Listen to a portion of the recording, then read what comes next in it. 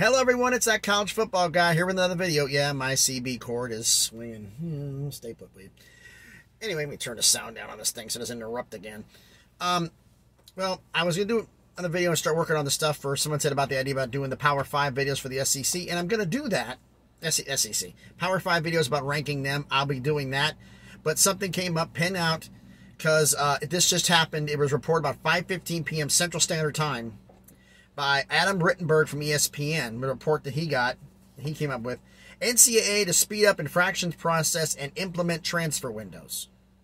This is important, so I wanted to get this one out. So forgive me for reading down here because I got my notes here.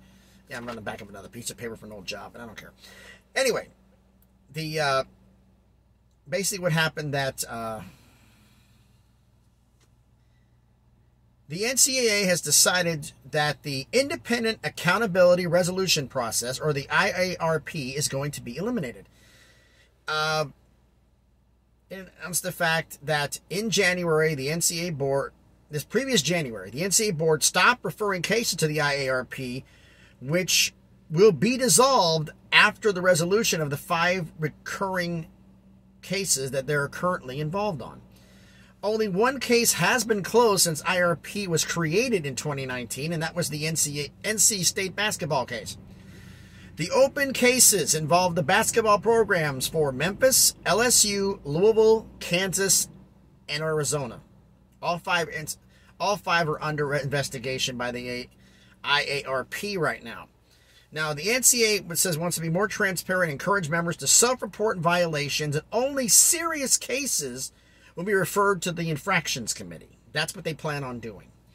Now, also, the board also approved major changes to the appeals process for infractions, including resolutions mostly through written arguments instead of verbal ones, or oral arguments, and limiting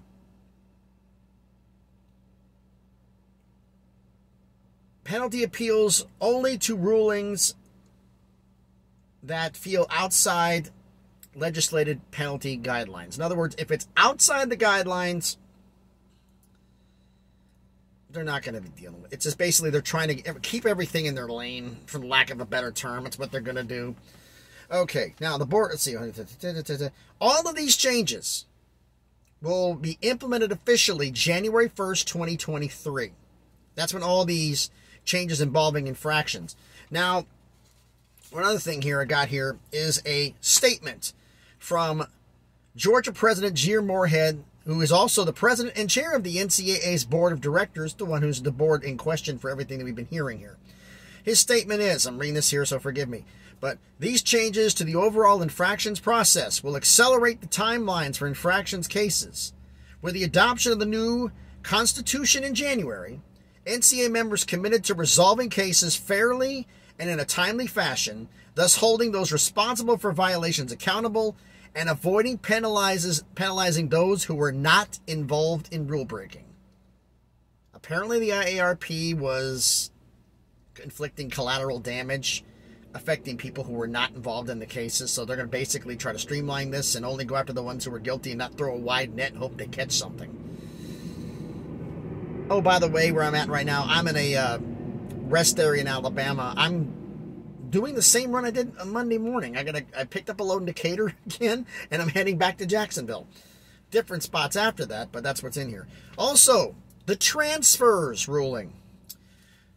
All right, let me get this correct here. The board has approved 45 and 60-day windows for first-time athletes to notify their schools and not lose a year of eligibility. In other words, first time you want to transfer, you don't lose a year. After that, you will lose a year. It'll be just like, basically you're getting one mulligan. You're getting one mulligan. And then after that, you go back out to the rules. Now, they said here the fact that the windows include exceptions for head coaching changes or if an athlete has their scholarship reduced or canceled. You know, that's fair. Your scholarship has been eliminated out from underneath you. You got the right to transfer somewhere else. That's fair. I agree with that. The board also considered but did not implement a plan, thank God they didn't do this, that a proposal, I should say, that would have allowed for unlimited transfers with immediate eligibility. It was voted down, thankfully, because it's already bad enough as it is. Now it's like you get one shot, you're done. Okay, transfer windows. His report didn't include everything. It includes the spring transfer windows, but not the winter transfer windows. But then again, the winter sports, apologize here, the winter sports, try not to sneeze, winter sports have different windows. Basically, a 45-day transfer window for fall sports athletes, primarily football, will open the day after championship selections are made. Championship selections are made. Or sometime between May 1st and May 15th. It's when the window will start. Not the whole thing, but May 1st, May 15th start. This counts for fall athletes. This also doesn't count for the basketball tournament. This also counts for other sports. So that's what it is. But it's May 1st and May 15th. Sometime around there, football players will have a transfer window. This window also includes reasonable accommodations for FBS and FCS players competing in championship games. What that means, basically, this is my interpretation. I have no official. This is my interpretation. Is basically, if the window has started and you plan on transferring, you're allowed to transfer after your team has been eliminated, or after, if you're in the championship game, after the championship game. That's when your window will start, the day after. If the window starts during a championship that you're involved in, a tournament of some kind or whatever. That's how that basically means. Athletes in basketball and winter sports will have a 60-day transfer window beginning the day after championship selections are made. No time given. That's basically on a per sport basis. Whatever sport you're in, that starts in the winter. Basketball, whenever the championship ends. Now for me, the championship, May 1st and May 15th, would also fit for basketball, because that's after the NCAA, month after the NCAA tournament. Then again, it might be in middle of April. But it's the winter sports, I'm guessing here, since they didn't name an official window, is on a per sport basis. Each sport is going to have its own window, is what I'm guessing. Spring athletes will have a window from December, 2 windows actually, spring athletes. From December 1st to December 15th, it will start, as well as a 45 window beginning the day after championship selections include. In other words, if you're a spring sport and they announce the tournament selections, once the tournament selections are started, the transfer window opens, unless you're involved in the tournament, and then it begins after your team is eliminated or after the championship game if you're involved in it. That's basically what that means. And the last comment here that I thought was important, and I did not know this, so this is big, I think. The NCAA board also decided that athletes who transfer will be guaranteed financial aid all the way through graduation at their destination school. So apparently students who transferred, if they had financial aid, it ended at the old school and they have to reapply at the new one. If they were approved at their old school, they're approved at their new school. They don't have to reapply for financial aid. It basically is going to carry over whatever the system is for the university. But if they qualified for financial aid, they stay on it. I didn't know that ended. And that's very good. They said there's a statement. I didn't really want to go into the whole rest of President Morehead's statement. But basically, they wanted to guarantee the education of our student athletes, because that still is the foremost point here. I'm paraphrasing. That's the reason why the financial aid was concluded. So I think that is a good thing. I like that. I didn't even know the fact that the financial aid stopped. And you think about it, it kind of makes sense. So basically, in a nutshell, the infractions process, the IARP, as of January 1st, or whenever those 5 cases get done, they're canceled. They're done. The infractions committee, which was in place before the IARP began in 2019, will take back over again, and they're doing more of a streamlined process. They're encouraging self-reporting, which tells me this: if you report yourself, your infraction will be less. If we have to do the legwork, we're going to nail you. That's basically what it sounds like to me.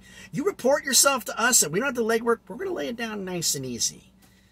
But if we have to do the work, we're going to drop the hammer. That's what that sounds like to me. And as for the windows, a 45-day window. 1 per sport. Spring athletes have 2. I'm wondering, part of me is wondering, is that spring window the winter window, or did he get the information crossed? But basically, I'm ignoring that 2 spring bit. Basically, it's this. I think that basically each sport has a window, 45 or 60 day. And it's, some spring sports may get 2. Basically, for football, we're concerned with 1 window a year to transfer.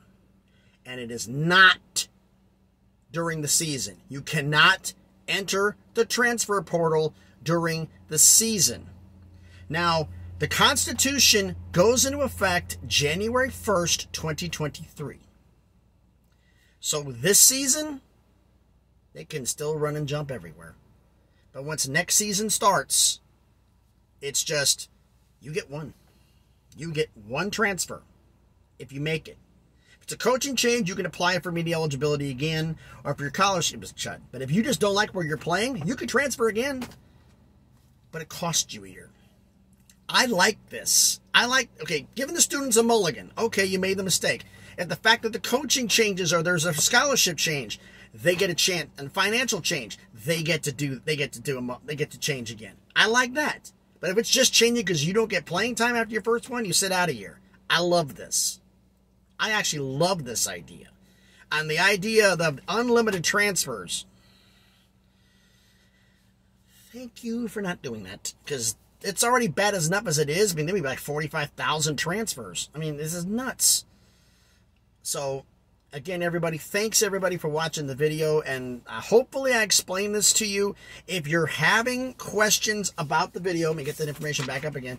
You can look it up on ESPN.com. It's a story by Adam Rittenberg. He did a great job reporting it, so I'm giving credit where it's due. He did a great job reporting it. It popped up on my phone while I'm driving. I had the headline flash, like, oh, that looks like a good story. So, anyway, thanks everybody for watching the video. If you watched it, please give me the thumbs up. I'm trying to improve the analytics here. I need the help, please. It really helps the channel. It really does. Giving the thumbs up. The more thumbs up it gets, the more it shows up in the analytics. The more views it gets, the more chance it gets on there, the more the chance the channel gets to grow. The thumbs up are important.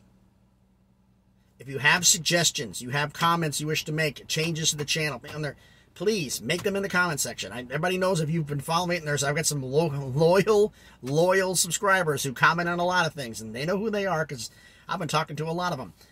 Please, if you have that, go ahead. If you have any questions, please go in the comments. I'll try to answer you. And if you like the video, subscribe to the channel. Hopefully, I'm going to get this channel to grow. We just crossed 150, as I mentioned earlier. Hopefully we can get to 200 sometime soon. The ultimate goal is eventually being the fact where this can be a place where it makes money. Eventually. That'd be nice. I'd still be trucking and still doing this for a living, but a little extra bit of money always helps, because we all could use a little extra money. So thanks everybody for watching the video, and as always, everyone, please be good to each other.